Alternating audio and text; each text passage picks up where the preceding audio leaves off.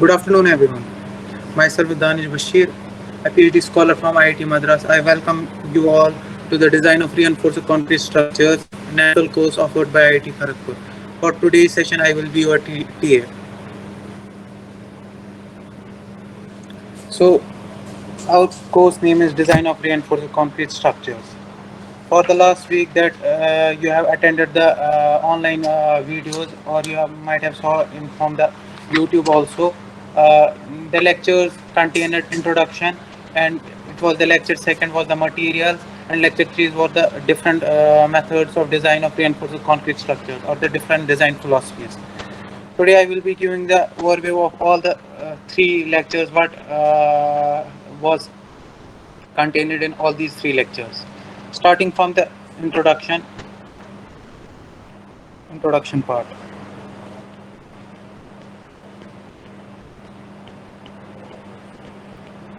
So introduction part, firstly let's see, we are going to design the reinforced concrete structures. Their first point comes, we have to do the structural design.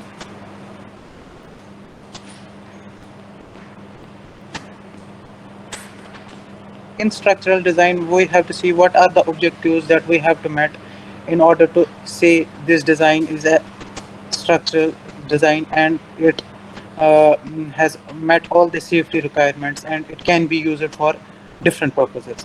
So in structural design, we have to meet some objectives that are required to be passed in any case. The objectives are, if we see,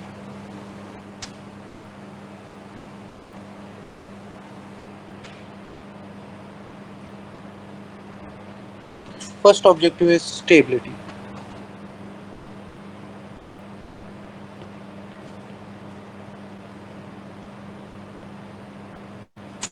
Second objective is strength.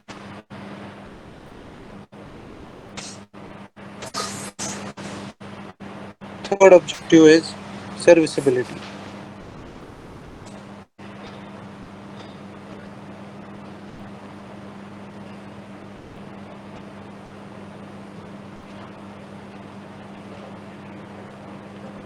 And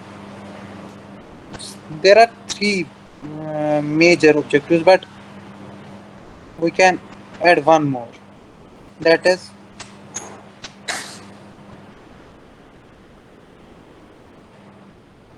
economy plus aesthetics.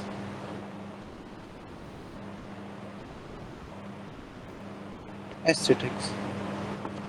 So let's take one by one what we mean by stability, what we mean by strength, serviceability, and the economy. Stability is the objective that ensures that our building is prevented from overturning. Overturning will be there. We ensure that it is prevented from sliding. We ensure that it is prevented from buckling.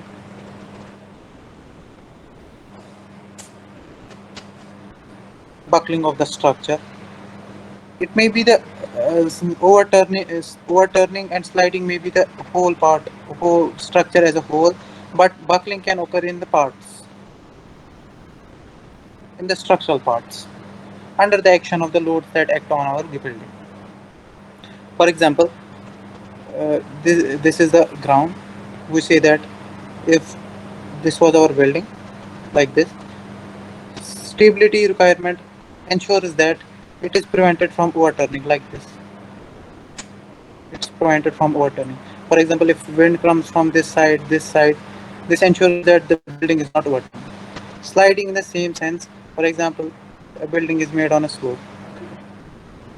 We have ensured that there is enough stability in this structure that it is prevented from the sliding. And the buckling we all know. For example, we have a column and it has the actual load acting on it. We ensure that this column doesn't bend like this along the axis. It does not bend like this.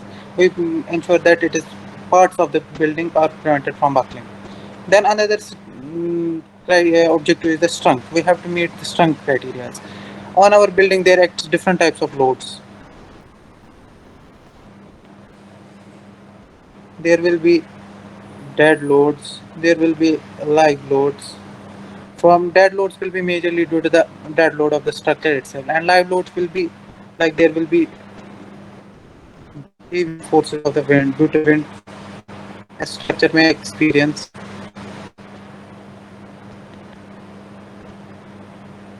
If this live load acts on a structure, we ensure that our building has enough strength that it is able to resist these loads.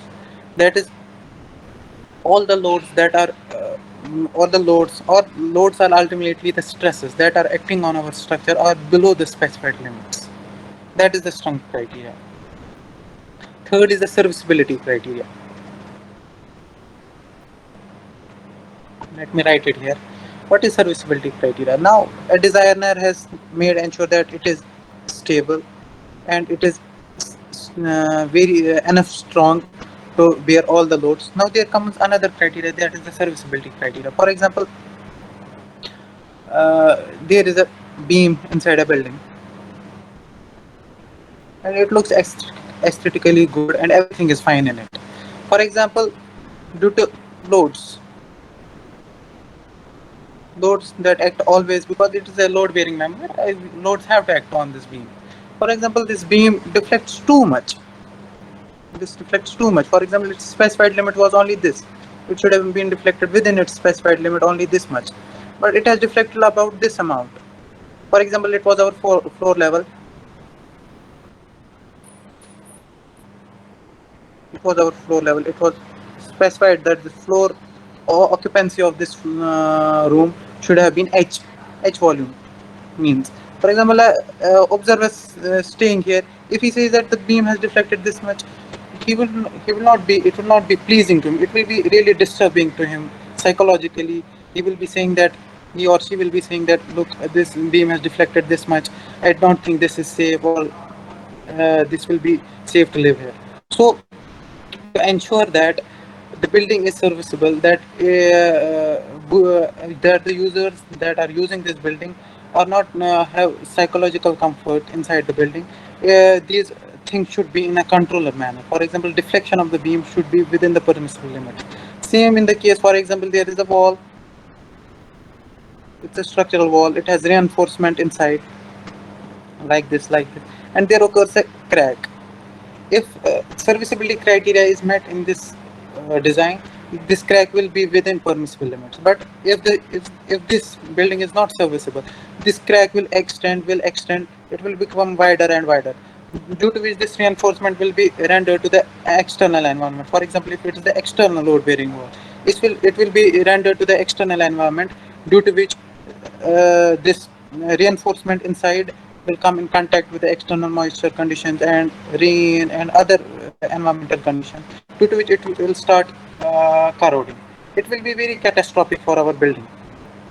So as to ensure these things, for example, deflection should be in limits, crack width should be in limits, and impermeability, for example, there is not leaking in the building, that's the major issue, and the durability of the building, these things are taken care by the serviceability objective of the structural design. Now, economy and aesthetics. Now, designer has done all the three things. But what if his design is not economic? It's not meeting the standards of the economy. For example, he has used a very high grade of steel, very high grade of concrete. That's not required. Maybe it may be required from strength criteria, but a designer could have put a less grade of concrete and steel, and it could have already met the strength criteria, so as to meet the economy as well. So we have to keep in mind, economy has to be, there should be, the design should be economic, it should be optimized in case of the economy. And the same is the case, for example, aesthetics. It should look aesthetically good. For example, a designer, on the basis of structural design of stability and strength and serviceability, a designer proposed a beam, a D beam. Let's take 500 mm. But he suggested that we have to put this beam in the, I mean to say that the external appearance of this building, for example, on the borders of the building. But if we see from the external perspective or the aesthetic perspective, it will not look good. It has to be within the aesthetic requirements. That are the main objectives that we have to fulfill for structural design.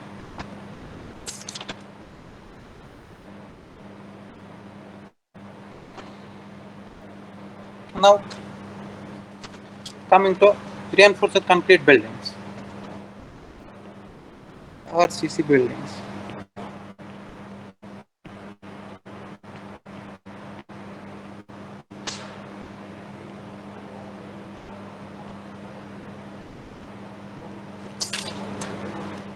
RCC buildings, actually buildings, there are the different parts that we have inside a building. For example, if we see a typical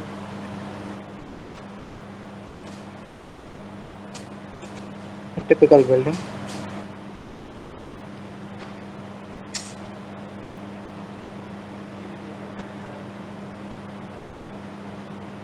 for example, this is a slab system.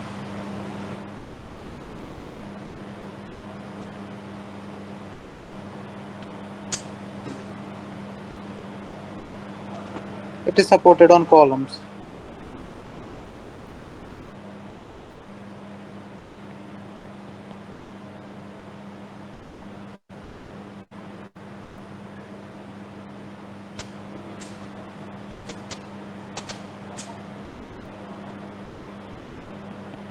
And same on the back side.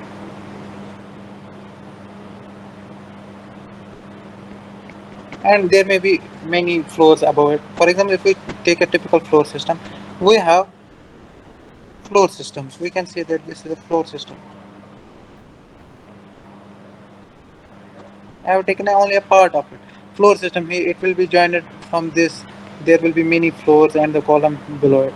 And there, if these columns are not present here, but there are walls instead of these columns, we call them load bearing walls, because these walls are directly bearing the load of the floor system. Now these floor systems are generally made of slabs. We design them as slabs. These slabs can be of different types. These slabs, for example, if these are, first one is wall supported slab system.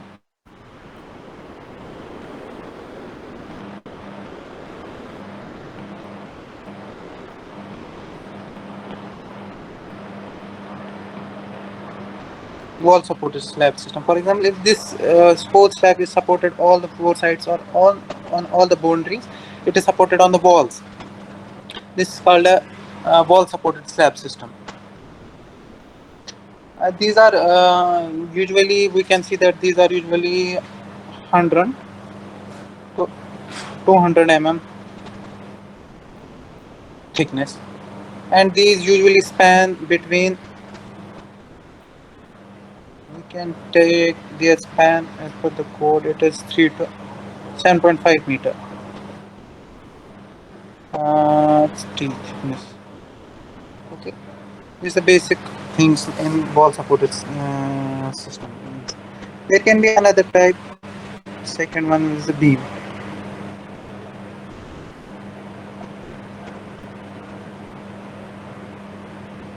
Beam supported slab systems.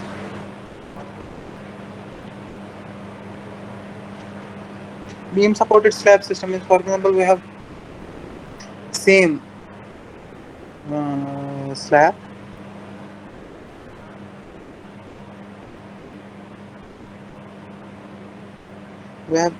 but here instead of walls we are giving one column here,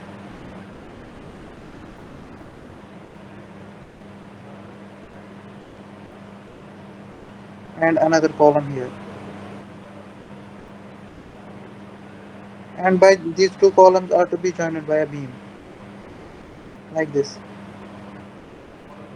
We join these by a beam, and this floor transfers its whole load to the beam, and this beam then transfers it back to the columns, and then these columns to the lower columns, and then to the foundation ultimately. That is these slab systems that are supported on beams, and then those beams are supported on columns or any other supporting structure. These are called beam supported slab systems. Second type. Third type, we can see that ribbed slab system. What happens in this system is, for example, we have same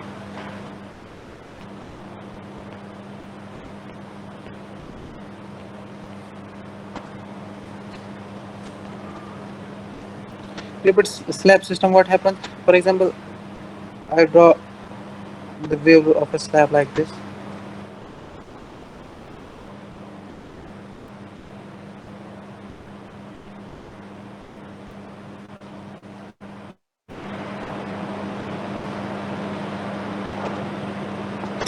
In this slab system, we provide this beams like this.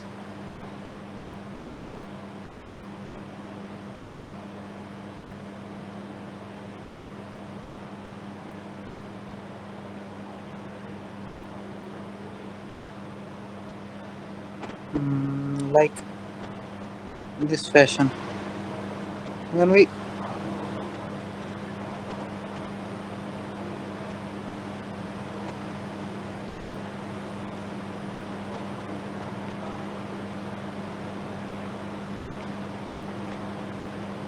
when we provide the beams like this, primary, secondary beams, it will be the combination of all.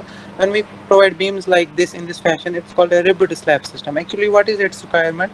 Ribbed slab systems are used in those areas where we have to, where we don't want to put the supporting column in between, where we want to have a free space without any columns or anything supporting system to the slab. There will be only the boundary walls or columns on the all four sides, depending on the aesthetics. But we want the whole space inside this walls, it should be empty. It should not have any column or any support system. We provide the beams in this fashion, transverse and longitudinal as well, so as to create a ribbon like system. We call it as this I mean to say that ribbon slab systems. There are their main purpose is to when we have a long slab. For example, if we see that this beam, it is put along the longest span of the slab. We call it as primary or main beam, because if we see that it has to bear a lot of it has to be put it along the longest span, that's why we call it primary beam. Same if we see in the transverse direction, it is the secondary beam. It can be called the secondary beam because it is in the shorter span. Okay.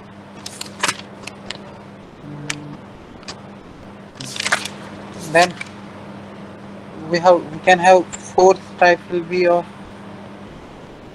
flat flat flat plate systems. What happens in flat plate system? We have uh, this our slab system, which is directly supported on columns, no beam or nothing else. We provide the we provide, for example, this is a floor system. There will be one column here directly attached to it. There will be another column here directly attached to it.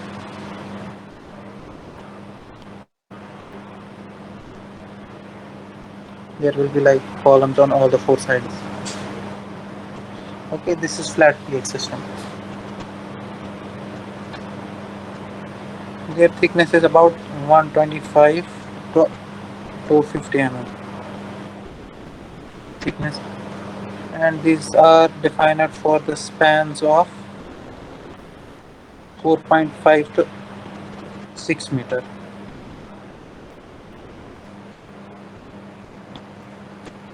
And these are the slab systems that we discussed. These were all the part of floor system. There can be another type. There will be vertical framing systems.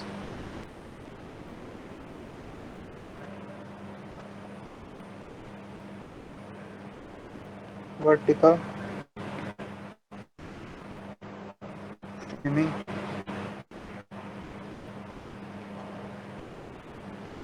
Vertical framing systems in this category,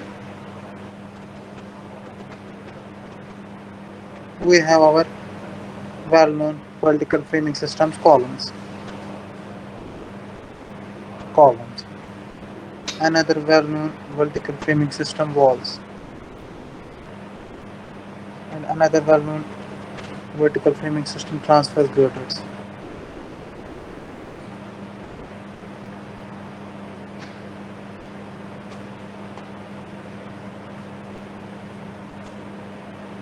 We all know columns. Everyone knows the definition of columns and these walls. These are the well-known two vertical framing systems. These are the skeletal structural elements whose cross-section may be circular, rectangular, L-shaped, or any cross-section depending upon the requirement there. Uh, there are different categories of columns. It is based upon the shape, they are based upon the effective length, based upon the I mean to say that end conditions of the column, and based upon the loading that occurs. Either it is uniaxial uniaxial bending in the column or biaxial bending. It depends upon that, and also on the effective lengths. It is short column and the slender column that we will study in detail in the columns chapter. And the walls, these are not much to be discussed here. Transfer girders is, I can say that transfer girders are like this. For example, if we have a huge structural building, let's take, we have large number of floors, and we have in number of buildings we have seen that there is a basement that is kept for car parking, and this basement is only having the columns. It's not having any wall or anything. But we can say that this huge whole building weight has to be transferred to this column. This huge weight is to be transferred first to the beam, which is called a transfer girder. Transfer girder, TG I am writing. Transfer girder. This transfer girders transfer this whole weight to the main structural column, then the basement, and then to the foundation. These are called the transfer girders. Not going into the much detail of this structural design. These are another part.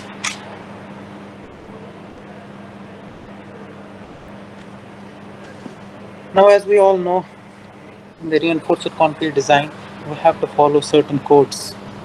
We have to follow certain code books and handbooks in order to perform our design. So, design codes and handbooks. Next topic.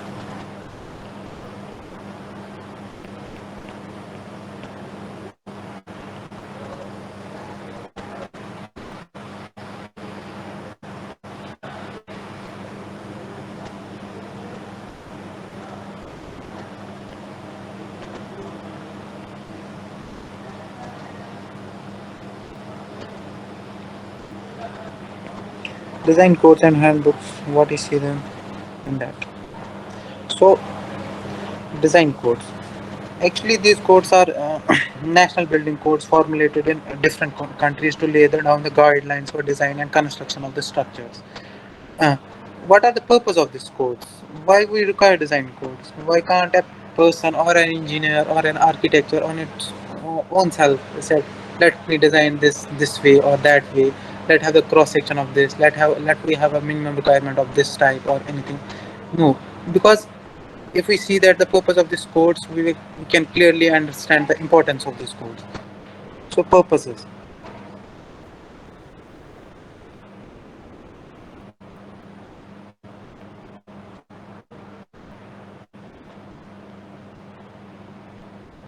There are four basic purposes which I can list here that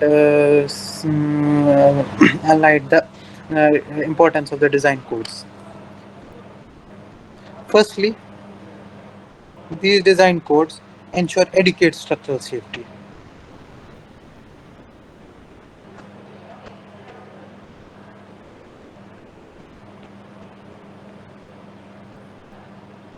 Adequate structural safety. Adequate structural safety by specifying a certain essential minimum criteria.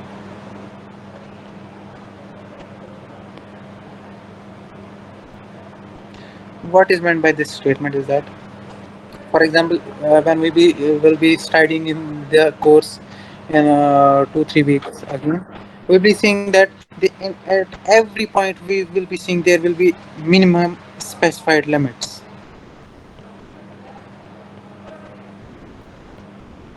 Specified limit, alignment limit. For example, in every point we will be seeing that limit on aggregate size. We have to use this aggregate size, that aggregate size, minimum size. For example, if the aggregate size is minimum below certain specified limit in the core, that will not be used for the construction or the design purpose. Same minimum reinforcement. For example, in the design of the beams and the columns, there will be at every point we will be provided with the minimum detailing requirements, minimum that the area of the cross section for a certain gross cross section, there should be at least minimum. For example, in case of columns, there should be minimum 4 bars at the 4 corners. That is the minimum requirement that the codes specify. For example, if a person provides the detailing below this minimum requirement, that will be for sure the design will be unsafe. These this purpose ensures that the structure there is adequate structural safety by defining the minimum specified limits. For example, we can't have a beam below minimum specified limit for depth of a beam. D minimum, there is a minimum requirement for this, and the minimum cross section on every and each and every point there is minimum requirement that ensures the adequate structural safety. The second purpose of the code, I can say that they render the task of designer very relatively simple. Simplify designers task. What is meant by this? For example, a designer has to design a slab system. For that, first he has to see the loads acting, then he has to see do the analysis, and after that he will be getting equations and then plugging the different input, for example grade of concrete,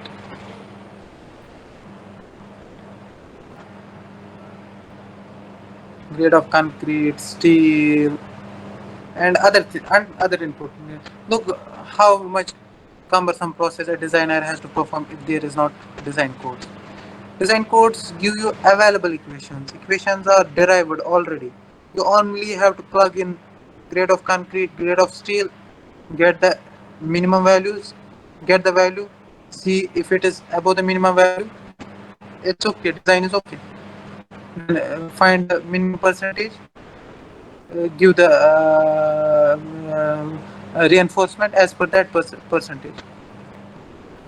Simplify simplify the task of a designer very much. Third, we can say that these ensure consistency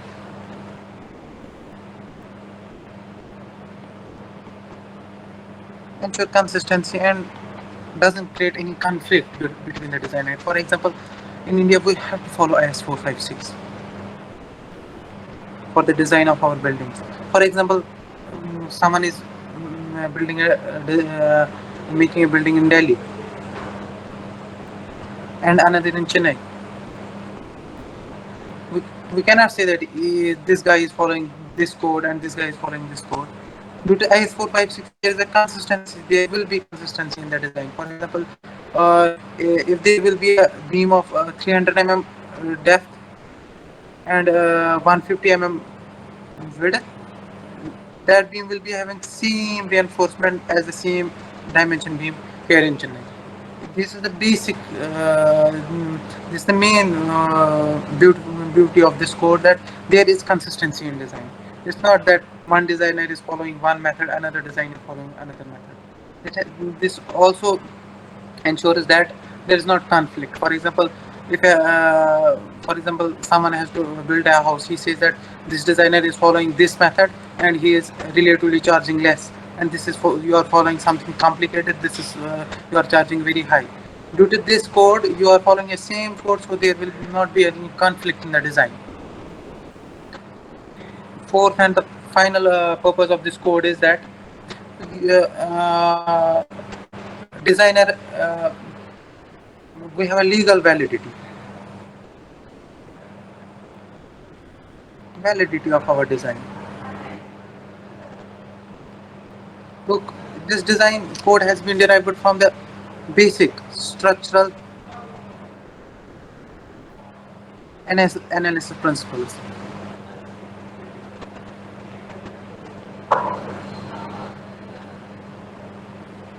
Basic structural principles from the scratch. One second.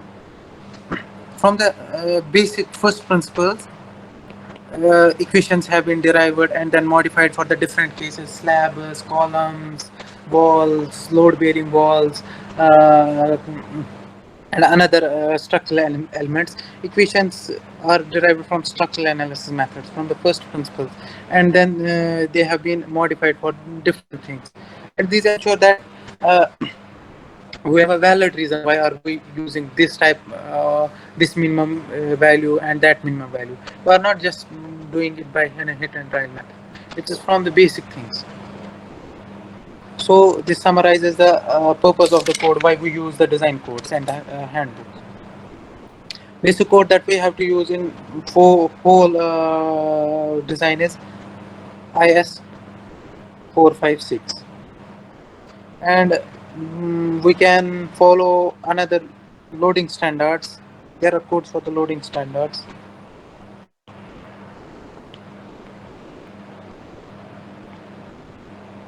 Loading standards, for example, there is a code IS 875 parts 1 to 5.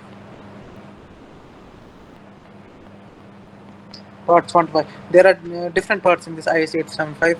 These parts give the different loads. For example, if I say part 1, it gives the information about the dead loads. Part 2, live loads. We also call live loads as imposed loads also. For example, because these are imposed on the structure. Snow that is imposed, wind that is imposed on the structure. For example, on a bridge, there is a vehicle going or the pedestrian traffic going on the footpaths. That is the imposed load on the structure. Part 3 is the wind load. Part 4 gives these parts give the detailed description of the loads, snow load. Part 5. Part 5 is actually the special loads. Special loads and combinations. Now, there will be doubt that there is a there is another famous load, earthquake load. Why that is not included in this part? Actually, there is a whole different code for that. That is the importance of the earthquake load 1893. Earthquake resistant design of structures, ERD. We call it in short form ERD. ISA 1893. It's for the earthquake load.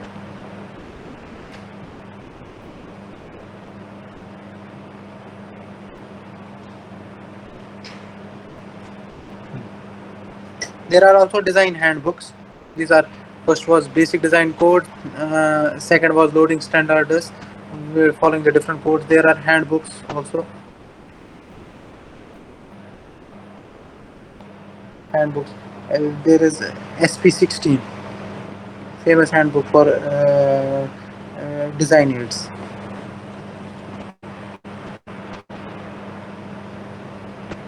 So, I will tell you what are these handbooks. For example, we have a column from the design. We did the whole design. We finally got the cross-sectional dimensions of the column. When we calculate other quantities, certain including the certain parameters, minimum cover and other thing, we then look for these parameters where these are specified in these design aids, and we can directly get the percentage of the reinforcement and directly plug in that. We don't have to do the full calculations from the equations. There are huge, large in the due course of time in this course. You will see that lengthy equations filling the full page. There will be long equations. A designer need not to remember all these equations or perform the calculation all the time. If you have the dimensions, if you have the other requirements, minimum cover and other thing, grade of concrete, grade of steel, plug in the design aids and you will get the reinforcement or any other. There are different things you can get from the design aids. This is the simple example, SP16.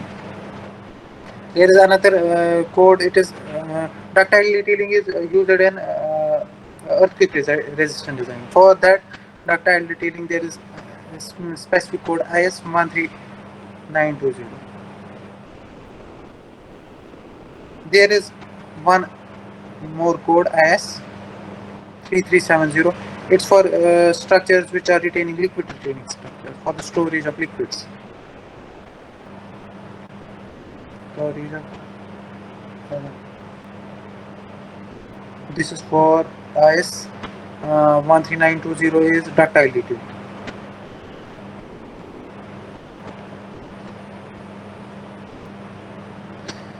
This for ductile detailing.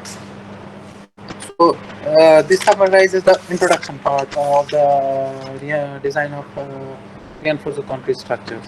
Now coming to the another part, that's the basic material, other material properties that you have seen in the videos. Materials.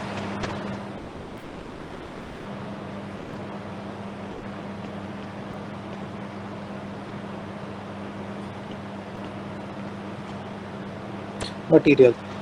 Actually, these materials which are used in concrete are studied in a different subject, concrete technology. This is a totally different subject. In that subject, we deal with the materials that are used in RCC. For example, we use cement, cement. We use aggregates. In aggregates, we have categories. We have coarse aggregate. We have fine aggregate. Major two categories. These are the materials we use for cement aggregate. Another major is the water. Important. Water. We have, and in that we also study their tests, country technology, properties. Their properties are studied in country technology plus testing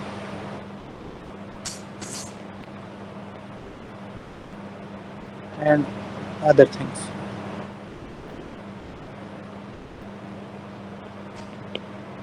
These are studied. Let me have a brief discussion over all the things. Mhm. And actually, we have one more thing: rebars, or the reinforcement, reinforcing steel.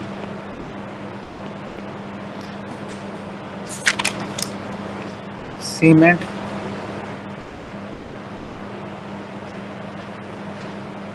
cement that we use in our RCC. It can be of different types. It can be of ordinary Portland cement, OPC is there. We have rapid hardening Portland cement, RHPC. We have sorry, we have Portland slag cement, PSC. We have Portland pozzolana cements, PPCs, and there are different cements there available. We don't have to get into these details because it's just an overview. And there are different cements also. Second is aggregate.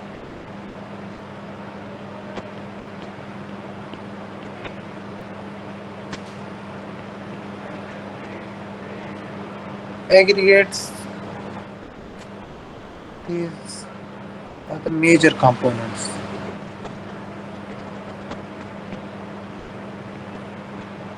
Major components in our concrete.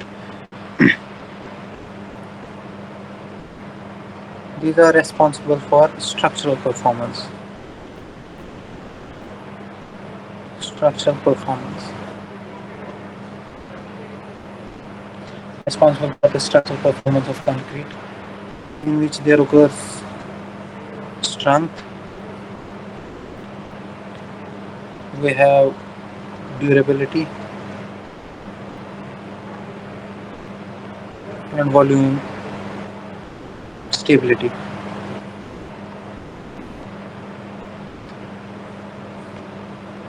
What I mean, for example, if we see a concrete specimen, clean concrete specimen. It will be having coarse aggregates. We can see that these are responsible for the major volume filling of the concrete, our concrete members. They occupy most of the volume in a concrete member. There will be fine aggregates also.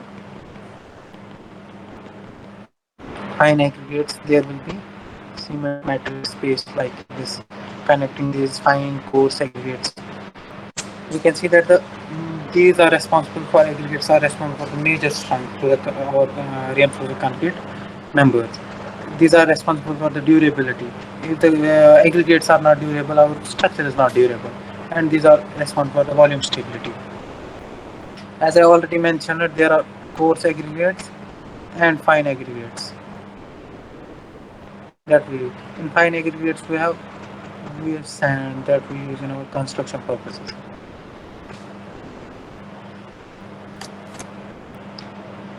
In fine aggregates, we have a particle size. We call those aggregates as fine aggregates. We have a particle size of 0.075 to 4.75 mm. And this is anything greater than 4.75 mm, that is termed as coarse aggregate. Then there are also different types of tests, and we have to see the different aggregate properties that are conducted, that are separately studied in the concrete technology. We have to see that geological classification, their specific gravity, their bulk density, their stronger toughness, hardness, soundness. These all are the things that are studied in concrete technology in detail. Not that of importance in reinforced concrete structure. There are and another is there is then water.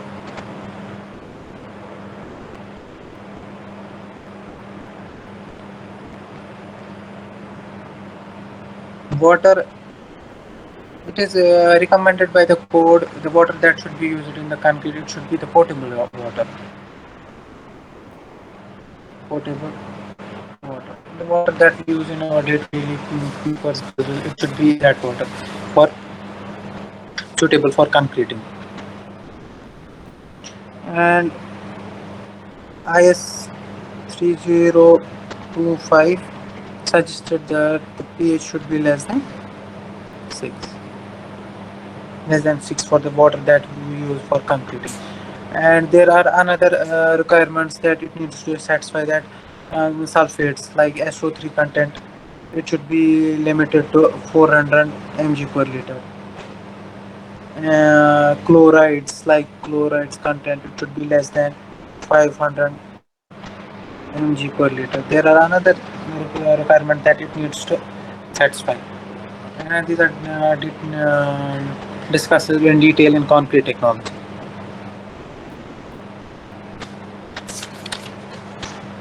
Now, workability, this water content and the workability of the concrete. What is the relation?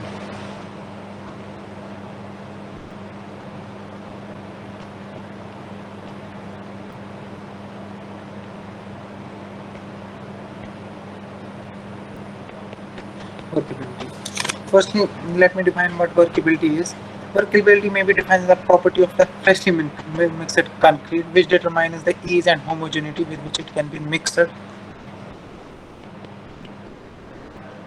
First, the concrete should be easily mixable. That's the mixed ease with which it will be mixed. But it will be compacted, the ease with which it is compacted, and the finisher. For example, we have a concrete mix that is having all the ingredients. It's having coarse aggregate, fine aggregate, and water content also. But the water content is so much less that it is very hard to mix all the three into a single phase. And then, if the water content is very less, it will be very difficult to compact it in the narrow gaps of the formwork. For example, formwork like is this, we have a narrow silt here. There we have to pour the concrete like here. It will be very difficult to put that concrete in this silt. And it will not be the finishable. We have, for example, the floor systems, we have to get the finish after the compacting. So this workability ensures that it is properly mixed and it can be very compacted with ease and it can be finished with ease. That describes the workability. Now, the common sense will be that, for example, if we put lot of water inside a concrete, it will make lubrication very easy. It will be very easy to mix. It will be very easy to compact. Easily, it will flow into the gaps and finish it also easily. But there is also a danger of putting a lot of water inside our concrete. What happens that, for example, if you put a lot of water, you put concrete over the floor system, and when you finish the concreting, there will be the bleeding of concrete. The whole cement and the main paste will come to the top, and at the below it will be only the fine aggregate and the coarse aggregate left without any binding material, because the binding material due to the bleeding of concrete has reached upwards. There is a danger of putting lot of water, so there should be a optimum water content in our concrete mix, so as to ensure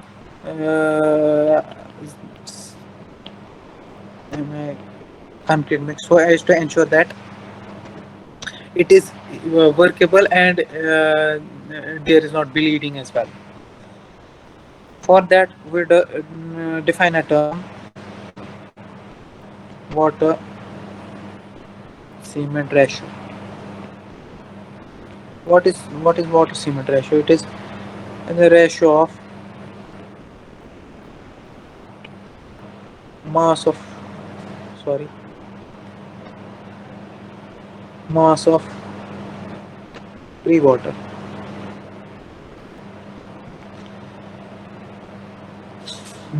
and mass of cement.